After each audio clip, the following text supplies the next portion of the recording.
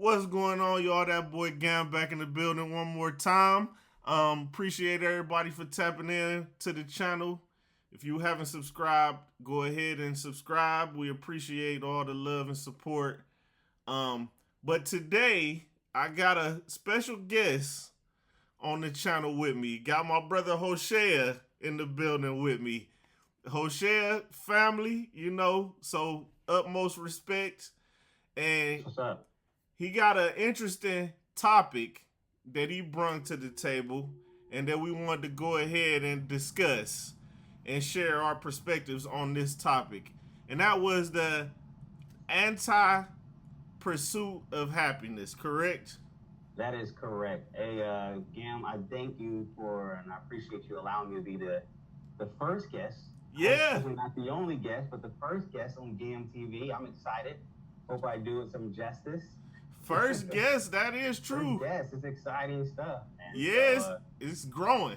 Hel- hello, Gam audience. I am Hosea, as he said, family, and the anti-pursuit of happiness is the message that I've been sharing, and you know, I I've gotten to a point now in my life where I realize that we have to get to a place where we choose to be happy without permission.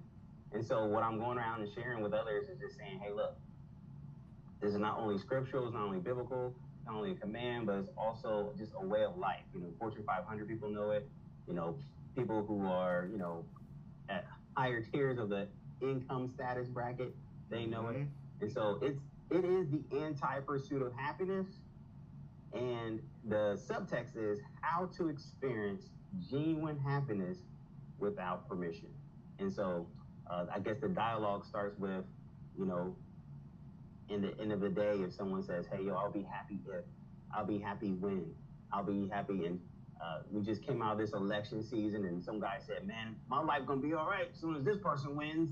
Right. And it's just like, if that's the gauge of your happiness, you kind of give power to something that shouldn't have the power to your happiness. So I just going around telling people like, look, we have to reevaluate who we are giving power to our happiness. Man, that is a true statement because I've experienced that personally also. It's like sometimes we have a habit of setting our goals and expectations way too high.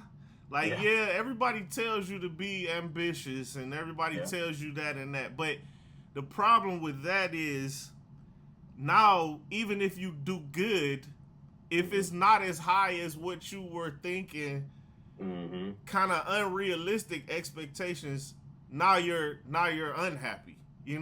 It's like even if you might say, "Oh, I want a 12 bedroom mansion or something crazy like that," and Right. now if you get a nice size house that has like 5 bedrooms, which is great, you still in your mind might be like, "Oh man, but I was supposed to have 12," you know. Yes. Yes. So it that is definitely true, and especially in the social media age. Oh yeah. Oh yeah. And I actually got the concept from a guy named David Holt, Mm-hmm. and he teaches the concept in one of his relationship books. But the concept actually also resonates with a guy named what is his name? Shoot, I can't remember his name right now. Myron Golden. I heard him Mm-hmm. teach the concept as well. He's a big influencer. And then the greatest of all of them, out of all of them, I actually heard the concept taught by Yeshua first. Oh, Or as Christians call him Jesus, but yeah, he taught it first in that whole Sermon on the Mount thing, that whole blessed are those who are poor in spirit, that whole thing, mm-hmm. that whole concept. He says that when you look at that in the Hebrew, it says that word blessed, ashrei, there in Hebrew is actually saying, don't say because I will be happy when I am poor in spirit. That's not how it reads. It reads like that in English, but in the Hebrew it reads how happy, or look at the happiness of those who are poor in spirit. And so it says those individuals will experience delight, and delight is just an ultimate happiness. And so here we have Yeshua telling us if you want to experience the ultimate happiness, you have to be happy first. Right. It's not be poor in spirit, then be happy. No, just be happy first. Um, I have a actually I actually have a diagram. It's a game changing diagram. You have to bear with me. I may not be the savviest on the game, but Nah, let it's me cool. share. Let me share my screen. Oh, here it is. Share. I have a diagram. I think I can put this in slideshow. Cool. I have a diagram. Like it's a game changer. When I saw this, I was like, okay, this is amazing. Yeah. Do let's do this one. Yeah, like that. All right, so we're gonna slideshow that. Let's see. Slideshow that. Okay. Can Yeah, I y'all see it. can you see that? Yeah. Yeah, I got it. Oh, you really can see it? Yeah, Okay. it's perfect. You at the bottom left, Oh, and okay, cool, and cool. it's right in the middle. Yeah. All right, so check this out. Let me get to the right slide. This is not the right slide, but let me get to the right slide. Um, I kind of just skipped ahead a lot, Mhm. but I'm just trying to get. So here it is, right here. This is the take home. This is the take home, bro.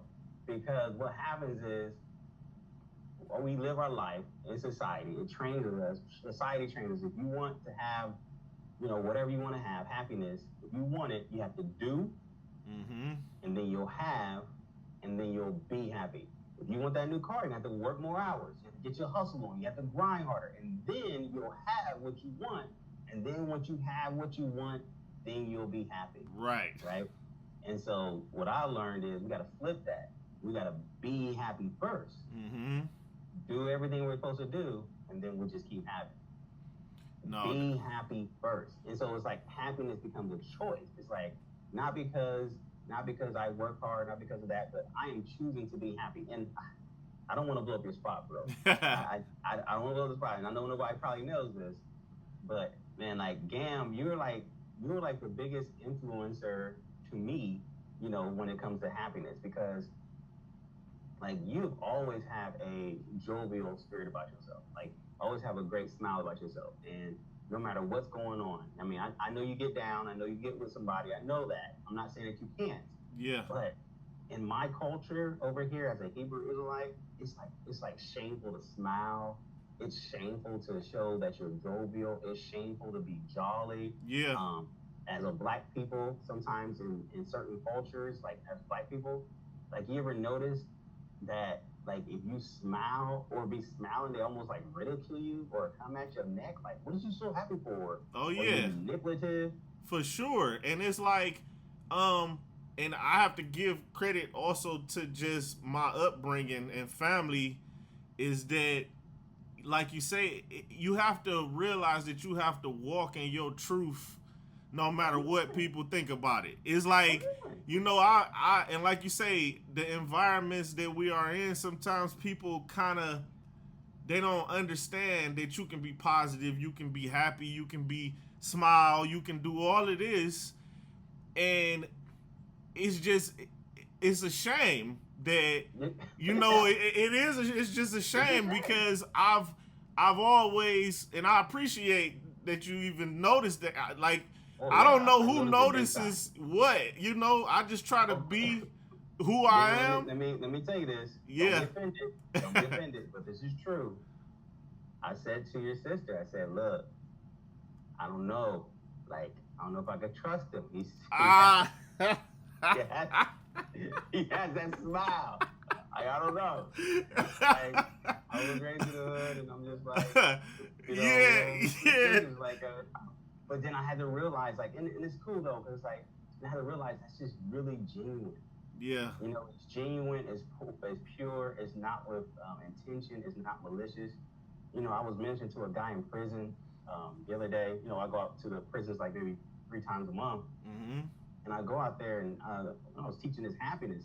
Imagine you talking to guys in prison, brother, and you telling them to be happy in prison. And this guy said that all his life he's been jovial, he's been happy, he's been overabundant, he's been, very jubilant. And people would call him gay. They make fun of him. They put him in football. His dad kept ridiculing him and trying to toughen him up.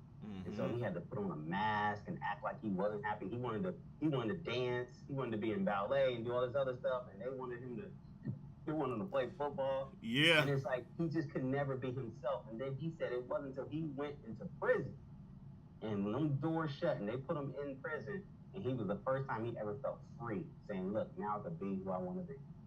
That's crazy. And the crazy part about it, even when you mentioning that, is the environments that we are growing up in as a culture.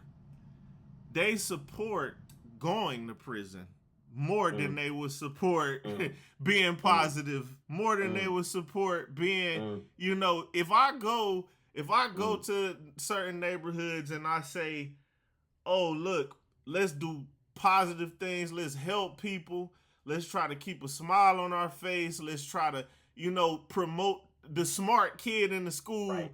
He's actually the one that we should look up to, the one that's, but they don't want to hear that. They, unfortunately, it don't mean to not try and stop speaking that message, but it's just that from experience, you realize that the guys getting out of prison, you know, they get celebrated. Somebody finishes college or something like that, or gets into the church or starts to study the word. They don't get that same celebration from the community, unfortunately, you know. And so what's in us that's making us celebrate negativity and celebrate things that's actually destroying us as a people? And so yeah, that's my mission. Like I know it's an uphill battle, and I know it's a stronghold that has to be broken. But think about it, like Yeshua, he was doing his Sermon on the Mount, and he could have taught on anything in the world.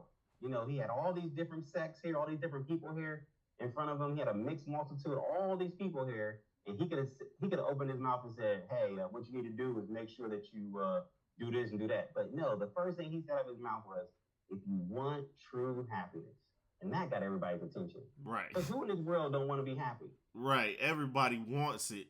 Yeah. Everybody wants it. But then the way that David Holt described it, I really respect it.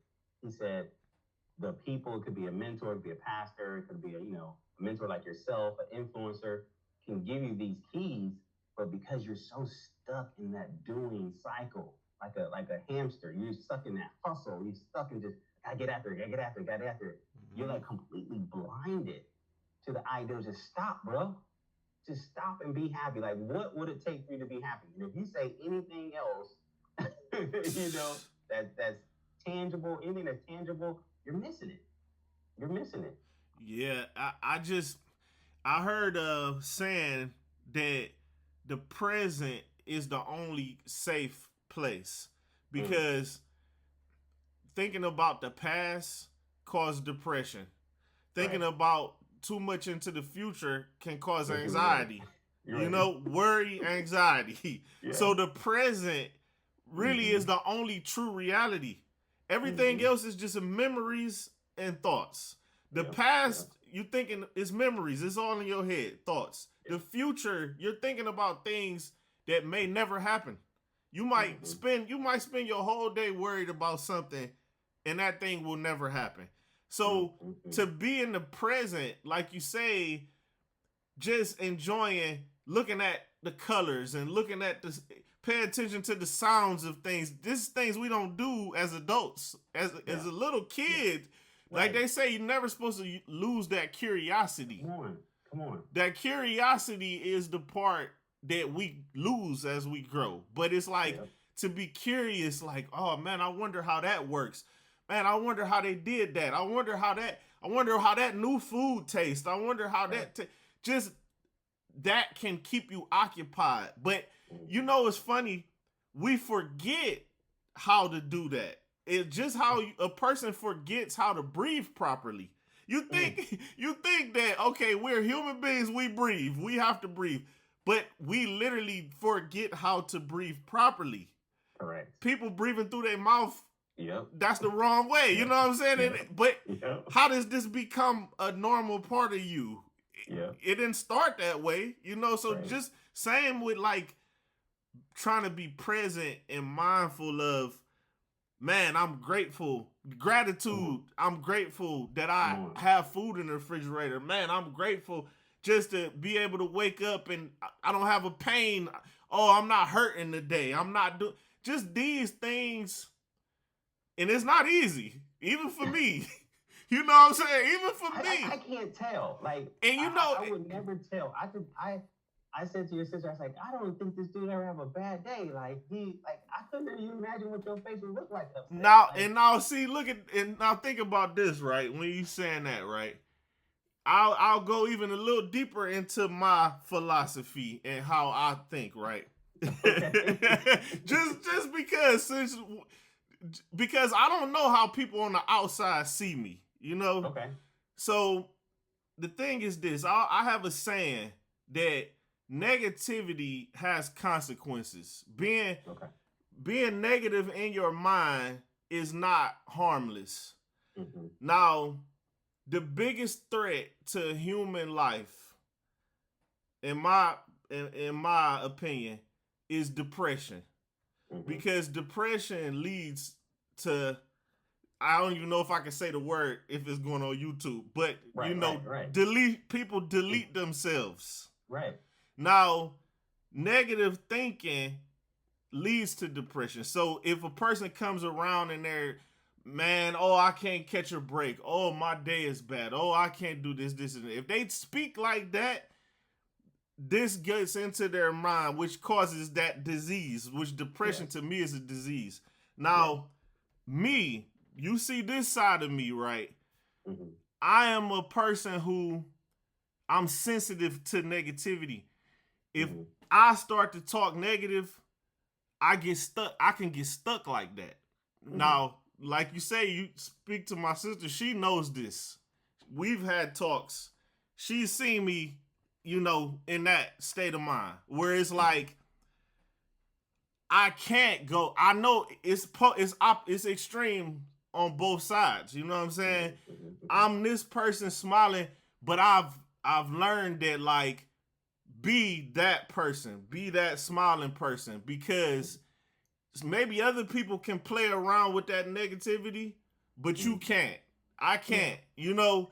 See that, I think that's huge, and I really appreciate your vulnerability, and I really appreciate you sharing, because that's valuable. I mean, there's some young guys out there right now that's probably struggling with things. I mean, especially with, you know, the season that we're in right now. We're going into Christmas. We're going into, you know, like, it's a really negative season for some people. People do a lot of hurtful things because they're not meeting the expectation of what society tells them will make your kids happy, will make you happy, will make your wife happy. All these things will make these people happy, and then in return of their happiness, you know, you're happy. And it's like, hold on, like, why are we giving all that power to to my happiness? You know, if I am happy first, and, you know, though you're a narcissist, you're selfish, look, you call me whatever you want. But this sanity has to be kept here first. Yes. As you said, look, going too far that way, you know, you probably could deal with that one. I can't. You know, my negativity or depression kind of displays itself more in anger, right? Because, you know, depression for me is that anger without fuel, without passion. You know, it's something that I'm mad about, but I can't do anything about it. So I have no way to drive it or make it go. And so it's like being on the hamster wheel, and you're on that hamster wheel, but I have no motive or reason to run or walk. Right. The scripture says in in Ecclesiastes 7, it says that oppression destroys a wise man's reason. And that word reason could be joy. That word reason also could be sanity. And the word reason could be reason, like why, like his why. Right. So, I'm not trying to get, you know, all super heavy into society, but come on, when we feel the oppression of, you know, like the systematic oppression on us, if we don't consciously make that choice, say, nope, I will not be negative. In spite of this, I just believe, you know, we don't make that choice, really slip into that slump real quick. And that is true. It's like it is a choice. And like and like you said something that a lot of people don't know, that one of the people think the symptoms of depression is always, oh, somebody's sad, or oh, they can't get out of bed. They don't realize that anger is also a symptom of depression. Like you say, how many, because me growing up, I was around so many young guys who was just angry all the time. Angry. And nobody really understood, like, why is this person so angry? But they was depressed. Nobody talks about the depression of the young black boy out on the streets. Nobody talks about them being depressed. And you know, it is something that needs to be brought to the light more, because like I say, a person will look at me and they will have no idea, but you know, I got music. I'm a musician. You know, I do YouTube. I like to speak. I do a lot of artistic things, but it's a reason why. You know, it's a reason why I hold on to these things, because without something to fill that space, my mind, it might wander, and it might, your own mind is not always your friend. You know, or like they say, like the devil can use your own thoughts and make you think certain things, and make you, and most of the time when I was having issues would be if I was in an environment where people either they didn't accept the positivity that I was trying to give, or they would, like you say, they might think I'm not genuine, which in turn would make me feel like, man, is this how the world is? Yeah, like almost like, is this how the world is, that you being nice is seen as, it has to be fake. It can't be, like, basically. But those are miserable people though, right, brother? Like, I was a miserable person, right?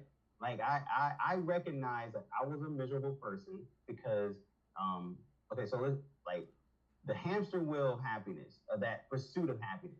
And so we'll always be on that pursuit, but never ever achieving it, not knowing that in our pursuit of constantly trying to achieve it, we're almost just forsaking the happiness within.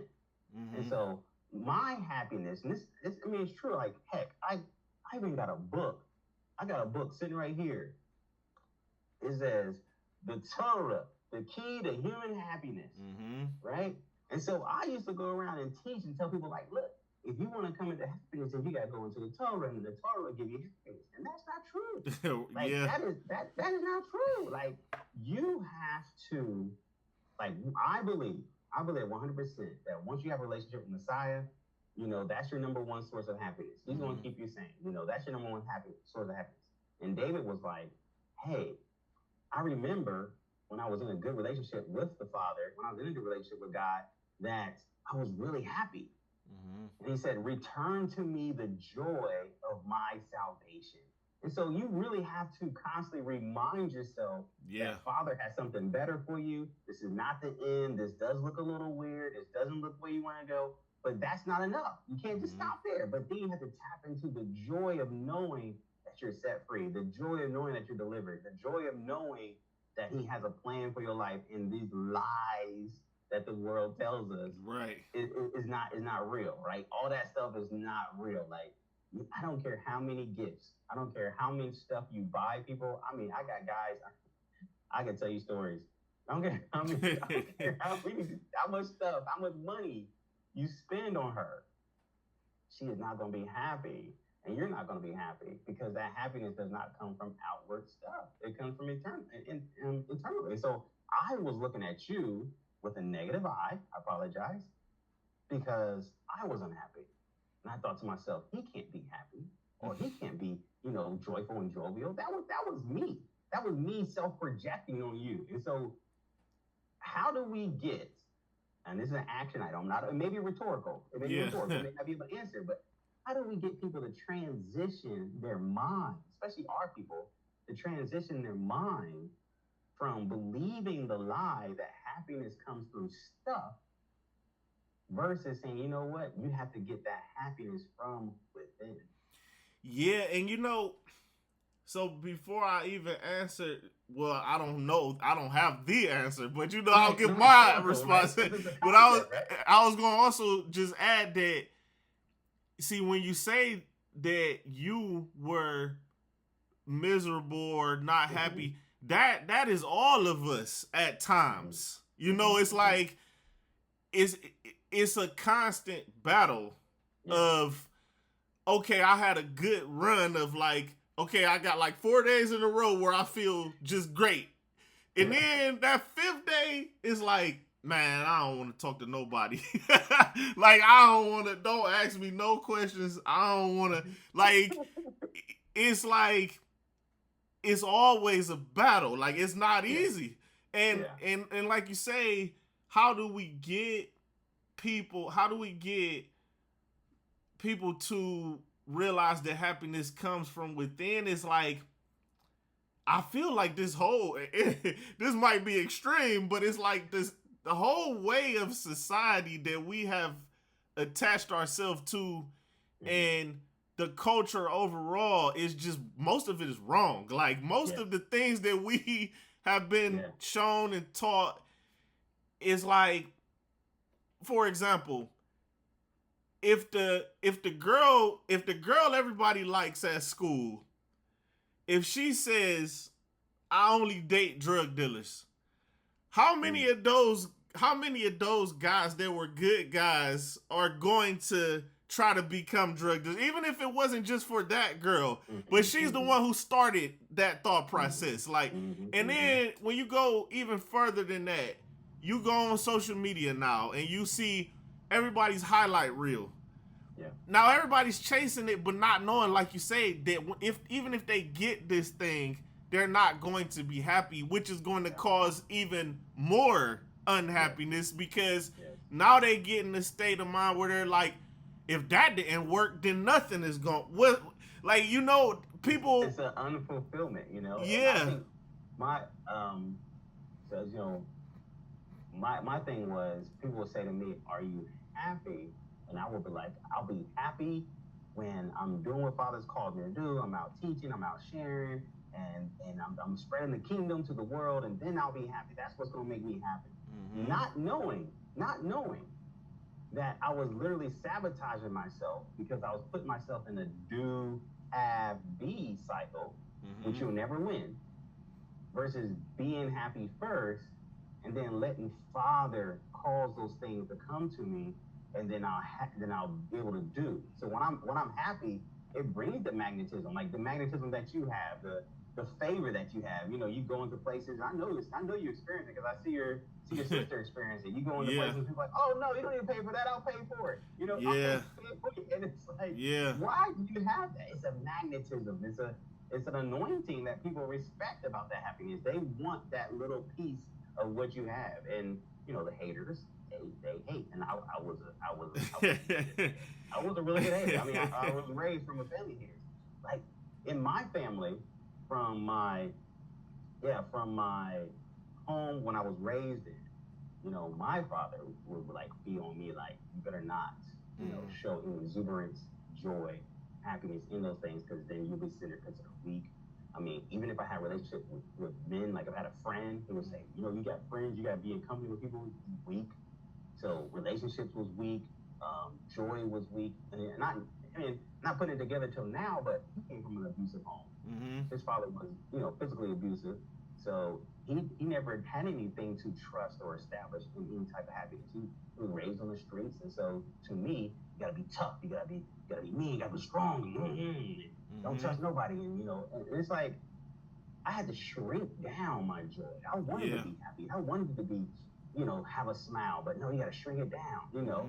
And then you get into relationships and you outshine the people you're in a relationship with, and then it's like, who you think you are? And like, why can't I just be me? I'm just doing me. You know? And we need to tell our young brothers that they have the freedom to be who Father called them to be. And that is a big thing you said too, is that dimming your light, that happens a lot. Like, because if you show that you have a light on you, it makes people uncomfortable a lot of times, you know, like, or what ends up happening is, what I've noticed in my life is that you gotta share some of that light. Especially if you come in, this is advice for people in certain environments, because maybe everybody don't have that. But when you are around people who are depressed and down and angry, it's like, if you have the light, you have to share it. You have to find ways to include people, because if not, you become the enemy of that.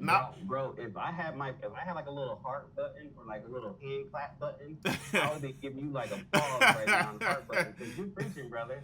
I mean, keep going. I'm sorry. And that's just straight from what I've experienced, is that people are either gonna love you or hate you, and it's like, when people hate you, it's usually because you are doing what they wish they could. Like, they don't, for whatever reason, they feel like they can't, even though they can, but they feel like they can't. And they, like, either way they was raised, or other people tell them, oh, why you doing that? But we keep ourselves down. Like, we, as a group of culture, whatever you want to call it, we keep ourselves. It used to be other people oppressing us. Now we oppress ourselves. That we oppress each other. And we say, I've had people tell me, oh, you can't live in that neighborhood. Like, ain't no black people around there, or something like. And I'm just thinking, like, first of all, yes, I have a smile. I come like that, but I also always come with the energy of, I'm gonna do whatever I want. Nobody's gonna stop me. Like, nobody can stop me from doing nothing I want to do, and I've never thought that they could. So if I don't think they can, then they can't. Because what made you have that kind of power over your life? Like, there's a lot of people who won't take that power over their life, and just in any instant, like, someone will say, hey, you can't do that, and they'll be shut down for 3 years. Right. You know? Like, but you have taken the power over your life so that, you know, you can experience genuine happiness without their permission, right? You're like, why do you need them to say it's okay for you to do that now? Right. Like, I'm gonna do what I want to do. Like, yeah. What are you talking about? I was gonna do it without your permission. Yeah. Well, you know what though? I was also raised in the church, and I kind of always knew that as long as I'm not disappointing God, then nobody else's opinion matters to me. Like, it's like, I have a saying, like, I try not to do anything that makes me feel guilty, you know? And if I do, because everybody gonna make a mistake, then I need to fix it, or else it's gonna be on my mind to where, and I always look at it like, am I hurting anybody? Am I lying to anybody? Am I doing anything wrong to anybody? If I'm not doing nothing wrong, then I'ma move on forward with what I'm doing. And I kind of just have a tunnel vision. I don't even see people. Like, I remember I used to perform a lot, you know, and I would get on stage. It didn't matter if it was 20 people in the crowd or if it was 1,000 people in the crowd. When I get to the stage and it's time for me to do what I'm supposed to do, I look out to the crowd, but I see nobody. It's like, it's just something. It's kind of like blind faith in a way. It all comes back to faith. And yeah, I have sometimes feelings of like, oh man, like, what if I mess up, or what if I do have them feelings sometimes, but I didn't push through it so many times that I got numb to it. Like, I don't have a problem to speak in front of a crowd or anything, just because that feeling of failure or embarrassment, I've already felt it. So it's just like, oh, that ain't that bad. You know, like, it's like, oh, I can handle that. That's all that happened, man. I got a cheat code because so many people scared to fail. You know, Yeah. There's definitely an empowerment that comes with the experience. But Mm-hmm. when you merge that experience with the natural inclination to be positive, like I'm gonna choose to be positive, I'm gonna choose to be happy. You merge that with your experience. Now you can say, okay, look, I remember when I failed, but it wasn't the end of the world. Mm-hmm. I can smile now. Like, you know what? I'm still here. I Yeah. survived that. I survived that. And you'll survive this too. Yeah. Right? You'll Yeah. survive this too. You'll get through this too.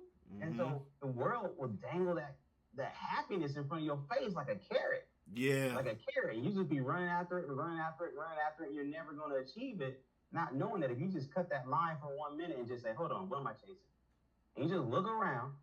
Just look around and stop for a minute, look around. Be like, what do I got? What are the resources I have within me? What has Father already gifted in me to be what I'm gonna be? Like, I mean, like you said, you know, you're creative. Like me, myself, I'm musically inclined, but I know that that's just a talent. I know the difference between my talents. I speak, and so I know that's my anointing. You know, so I know how to categorize those gifts versus my talents and my purposes. I got all that stuff categorized, so I'm not sitting there chasing the carrot all day. Yeah. You know, and like you go in these schools right now, or even go to any workforce. You know, you talk to a man nowadays. How dare you sit there and try to say, "Hey, bro, let's just sit down and organize your mind so you can figure out, like, here is your goals, here is your purpose. You know, your purpose isn't gonna make you happy. Like, that's a lie, right? Your purpose ain't gonna make you happy. You know, here's your function. Your function ain't gonna make you happy. You know, here's your gifts. Your gifts aren't gonna make you happy. You know, it's like all these things are coming at you. Yes, you can do them all, but those are not the things that's gonna make you happy. You have to stop, cut the carrot off. Yeah. Stop and be happy with yourself. Like, people, that's such a huge message, and you know, you're gonna have to keep me in your prayers, bro, because you know it's a hard message to sell amongst our people. It is. Are buying it, but our people are just like, no. Yeah, I was just thinking when you said, like, you would sit a guy down and say, let me organize your mind. He'll be like, what you trying to say? My mind ain't organized? Yeah. It's more of an insult than like, oh, okay, thanks for helping me. But ain't that us though? That's us, right? We don't want to take and do that work to help define and refine ourselves so we can be better. But the ones that do, those are the ones that like Myron Golden. Those are the ones who are at the upper echelon of the things, you know? Yeah. Those are the ones that say, you know what? Time isn't money. Yeah. Like, time is way more expensive than money. Time is invaluable. Like, right. You know, and you don't realize, some people don't realize that till they get in jail. Yeah. Yeah. When dealing with my inmate brethren, I tell you what, bro, that has sobered me up so much. The finiteness and the vulnerableness it is to be out. Like, we don't take advantage of the time that we have. I'm like super critical on time. I just be like, look, we got to be about our time.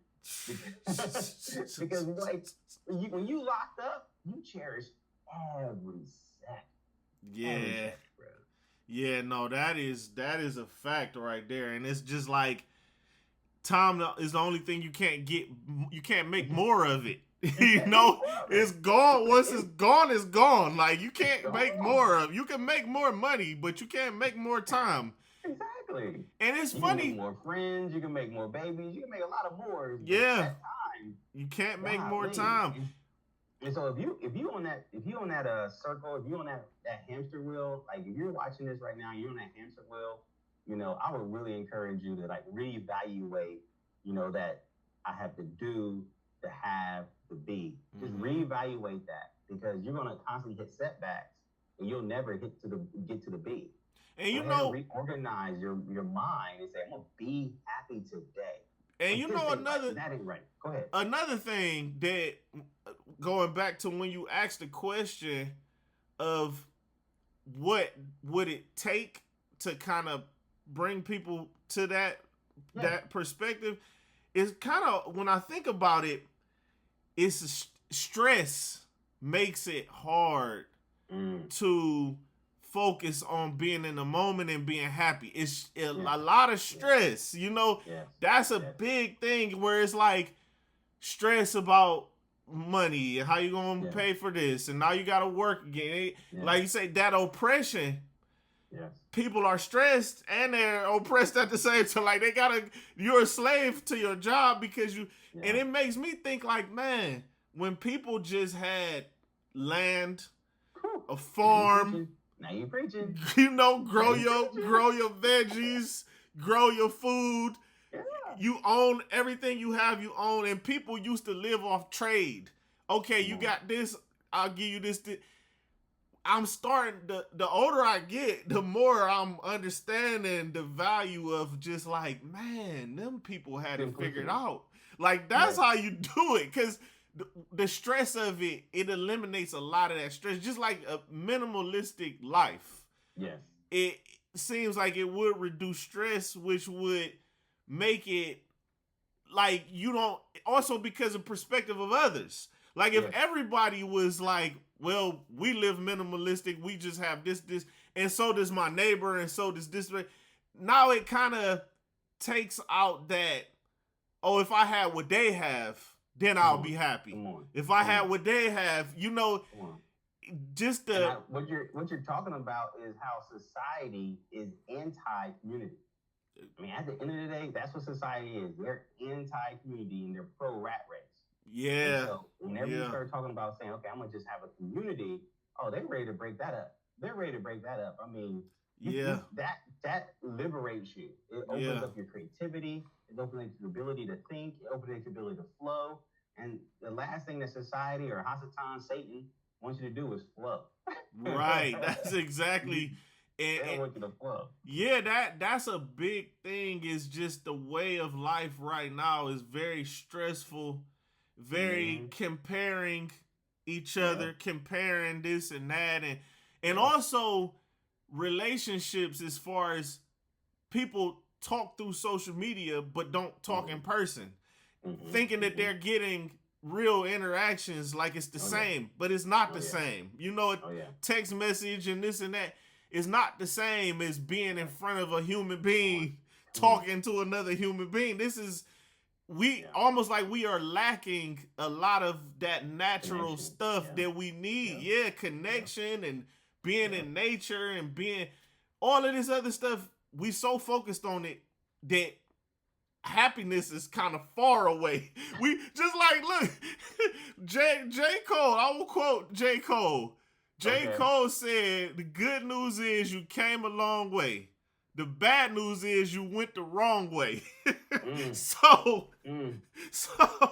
what benefit is it? You say, oh, I came so far. They're like, but happiness is happiness was the other way. You went far in that direction. I can't quote a rapper, but I definitely can quote Stephen Covey as an example of influence versus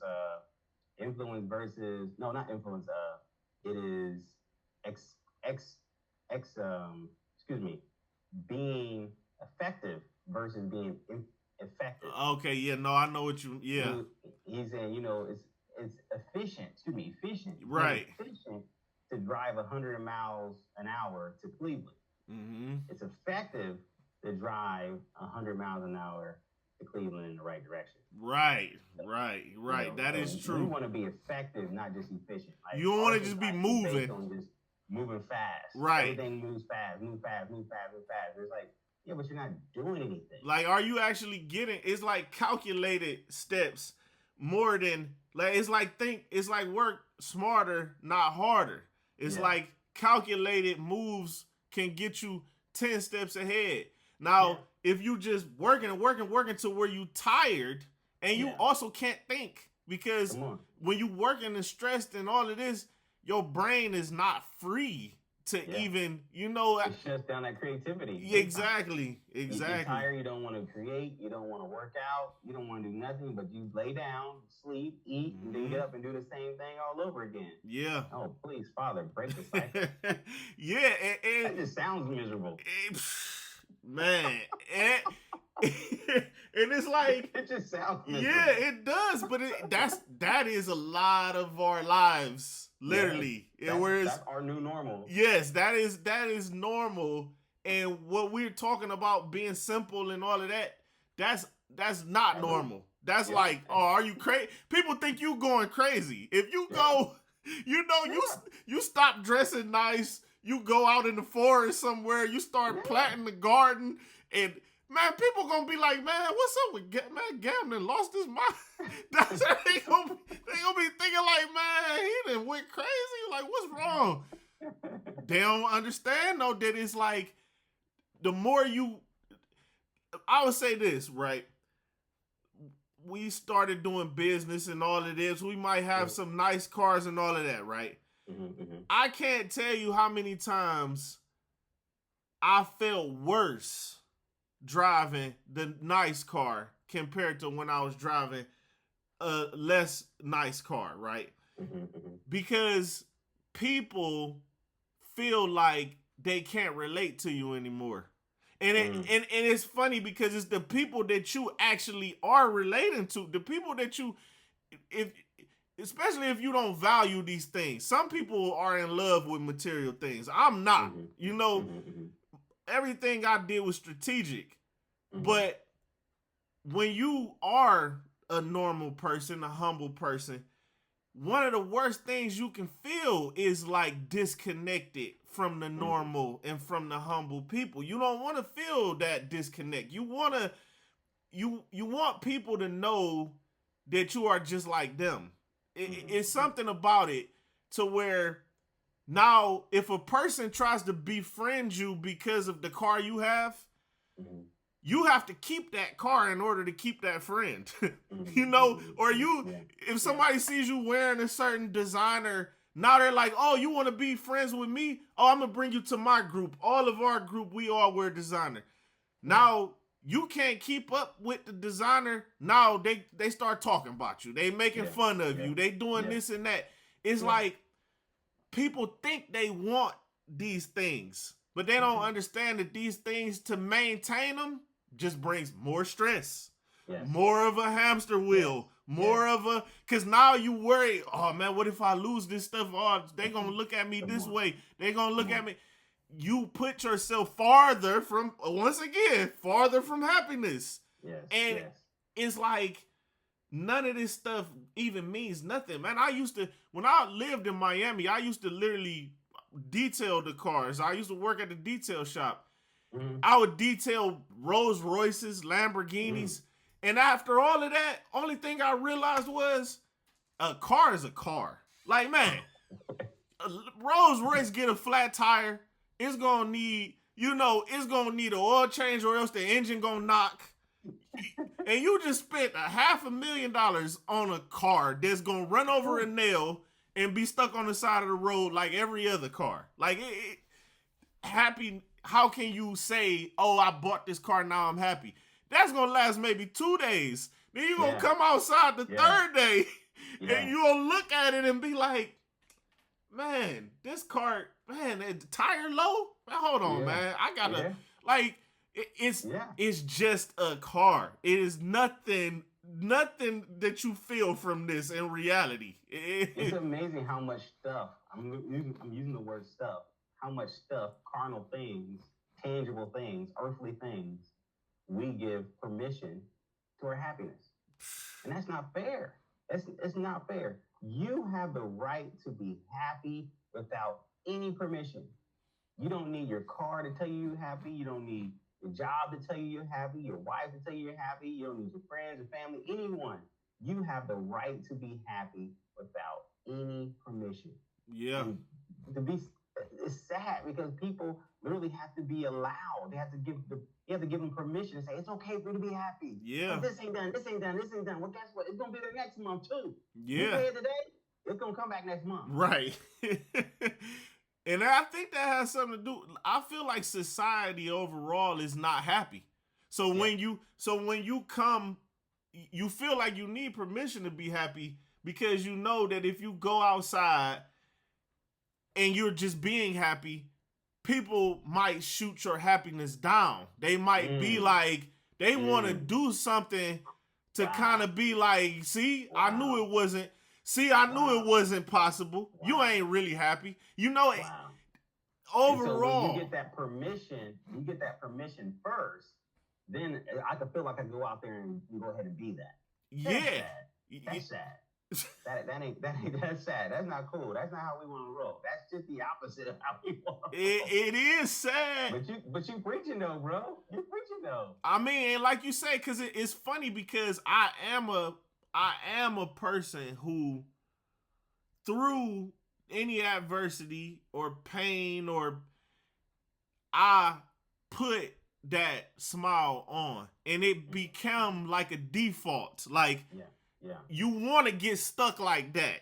You don't want to get stuck the opposite way. Because like I say, right. I had to learn the lesson myself of like, oh, see, you can't play in the negative. You can't, because it's almost like, I always felt like this personally. Like, God will also punish you faster and harsher if he gave you something that was meant for good, and now you let society beat it out of you. Basically, like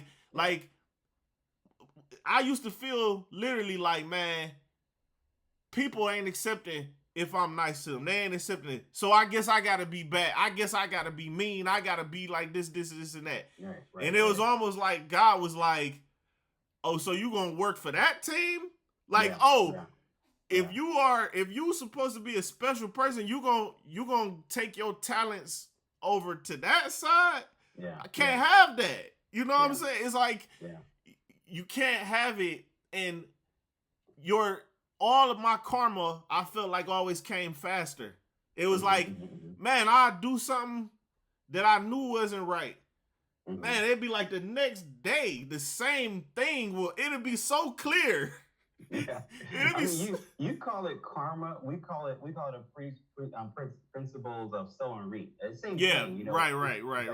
You know, as soon as you sow that bad seed, you're gonna reap that bad harvest. I mean, it has to happen. And to speak to to add value to your concept of, here you are, have a light, you have a special gift, you have a special talent, you have a special anointing, but yet you use it negatively, right? We have so many examples of seeing good people who had good light. I mean, off the top of my head, Whitney Houston, great light, great shine. I mean, she was singing secular songs, but still people was fainting, right? She had a great anointing on her, right? Yeah. But yet, it was like it almost seemed like it was super fast for her denigration. Like, it seemed like really quick. You know, even though she was probably in it for years, but she died so young. Yeah. I mean, you're preaching, brother. You're preaching. It's like, for real, I feel like it, because like you said, it's a spiritual battle at the end of the day, and I feel like I've always felt that, even though I was taught that, but I always felt like I feel it though, not just taught, but because I've always been able to like feel. I can like feel other people's energy. Right, you have a sensitivity to it. Yeah, right? Like if somebody is down, I have a tendency to almost go down with them, just so I can try to maybe see if I can pick them up. But sometimes you do that, and now you get stuck down.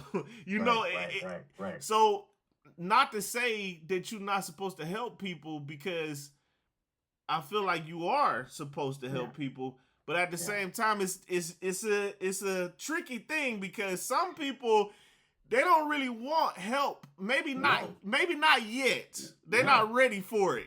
Like, you know, and I've learned to discern those individuals and where they are by giving just a little bit at a time. You know. Yeah. I had I'm a manager at my job, and I had one of my employees walking around. He's like, man, went out on this date.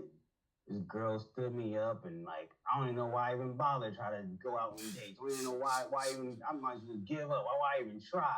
Yeah. And just the ruach, the spirit of the Father, just came on me to tell him, like, right there, like, it just came out like in an instant. Like, I was like, you try because you're a man. You try because you're a hunter. So you get back out there and you hunt again. Yeah. That's why you keep trying. Yeah. And like he didn't say anything, but I can feel his posture go, yeah, like, Yeah, yeah. So that's why I try, because you're a man. That's right. You try because you're a man. And yeah, sometimes you don't always get the kill, right. but you put back out there because you're a hunter. You're a man. And that's exactly that's great. That's first of all, that's great advice. And second of all, men don't get to get advice from other men that often because that Right. type of advice is advice only another man can give to a man for real. Like Exactly. how many Exactly. people didn't, go without that? It's just Yeah.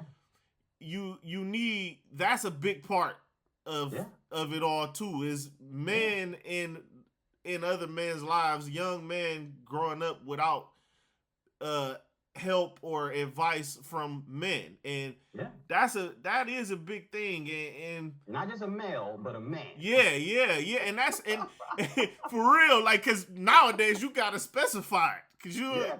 you don't know what you we might get in trouble for saying that, like but hey, Damn, man, I really appreciate you having me on, man. I mean, this has been a great dialogue. I mean, there's so much to unpack. Like, yeah, there's so much we could learn, and we probably could talk for hours. But, Yeah. yo, for real. you got a great thing going on. I appreciate you. All your subscribers and all your listeners and watchers. I really appreciate you tolerating me. If you guys want to know any more about me, Hosea Speaks. That's HoseaSpeaks.com. I'm more on the biblical principles thing, and I definitely go out to prisons and congregations, but I also like going to schools, anywhere where I can share the message of either happiness or positivity. I'm just trying to get that out there. I think there are baby steps that's okay. I'm not trying to dump you in the water yet. You're always completely always walking as Jesus sandals yet, but if we could just get started, you know what I'm saying? Like, Yeah. we just need to get started somewhere. Like, we're not even trying anymore, brother? Man, that is a true statement, and it's like I feel like it starts with these kind of conversations because, Yeah. like I say, I appreciate you coming on and you somebody I respect because I respect discipline and I respect people who are guided by something higher than themselves because it's no better discipline than it don't matter if nobody's watching you. It's about when nobody sees you, are you still going to keep that discipline and keep that, so the integrity, yeah. Yeah, so it and I'm big on that. So if we can just little by little, I feel like this is a good thing. People will start to listen. Like you say, you got to spoon feed it sometimes, or else it might be too much. And people are, how if somebody gets a dog that was like a rescue animal, you might try to feed the dog, and it's like the dog is almost about to bite your hand because it's like, hold on, why you coming close to me? But over time, it starts to become like, oh, okay, wait a minute. All right. Oh, that person. That person actually did give me the food. Okay. This is how we are. Really good analogy. You don't even know how good of an analogy you can. For real. And I know this how we are, man. We need healing. So yeah. And for the record, I want everybody who's watching to know, like, we did not color coordinate colors, like right. I just recognize you're wearing green shirt while I'm wearing green shirt. Right. Like, we didn't color coordinate. It was just happening. Yeah, total coincidence, man. But I appreciate the time that you spent on here, man, giving that good game and knowledge, man. So we gonna do it again. So all right. So everybody watching, go ahead and subscribe to the channel. Y'all check out Hosea's all the things he got going on. And till next time, y'all, tapping out.